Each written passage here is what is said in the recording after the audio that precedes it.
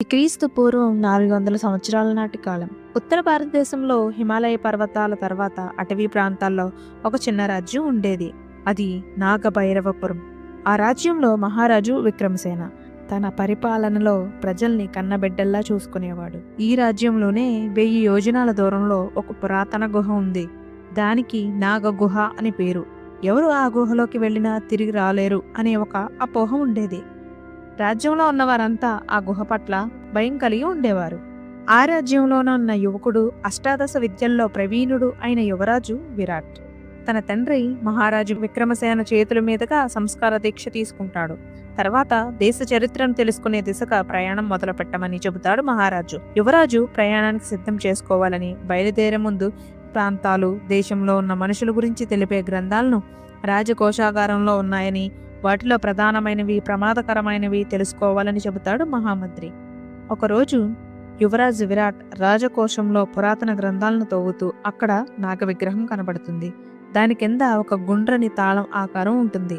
యువరాజు దాని తాళం ముఖ్యమైన రాజప్రాసాదంలోని అవసరమైన ముఖ్యమైన వస్తువుల దగ్గర నుండి తీసుకుని దానిని ఓపెన్ చేయగా అందులో నుండి ఒక నాగశాసనం బయటకు వస్తుంది. అందులో ఒక వాక్యం ఇలా ఉంది: శివతపోభూతమై నిహితమైన నాగబంధ రహస్యాన్ని మృత్యు ప్రమాదం మధ్యనున్న యోగి గుహలో దాగి ఉంది.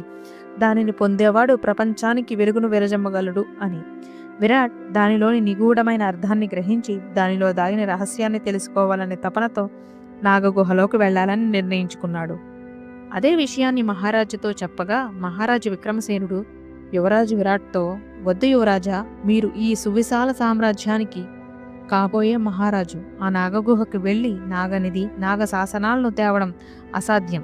మీలాగే మీ ముత్తాతగారు అయిన అనంగమేమ మహాశయులు ఇప్పుడు మీరు చదివిన శాసనాలను సేకరించి వాటిని భద్రంగా దాచారు. కానీ ప్రజా శ్రేయస్సు దృష్ట్యా రాజ్య భవిష్యత్ కర్తవ్యానికి తలవంచి తన ప్రయత్నాలు విరమించారు అన్నాడు మహారాజు. దానికి విరాట్, తండ్రి గారు, మనం క్షత్రియులం. చావు ఎదురుగా వచ్చినా ఎదిరించి పోరాడాలు కానీ వెన్ను చూపడం వీరుడి లక్షణం కాదు. మీరు భయపడకండి తండ్రి గారు. నేను నాగగుహకు స్వార్థంతోనో, సంపద కోసమో లేదా లోకాధిపత్యం కోసమో వెళ్ళట్లేదు. లోక కళ్యాణార్థం, రాజ్యక్షేమం కోసం ధర్మాన్ని ఆయుధంగా మలిచి పోరాడతాను. నేను ఇదంతా ఎందుకు చేస్తున్నానంటే నాగశాసనాల్లోనే ప్రపంచ విపత్తు పరిష్కారాలకి, ఆయుర్వేదం లాంటి ఎన్నో రకాలైన జ్ఞాన సంపద ఉంది. వాటిని భద్రంగా తర్వాతి తరం వారికి జ్ఞానబోధలు, జ్ఞాన పాఠశాలల రూపంలో అందించాలి అని చెప్తాడు విరాట్.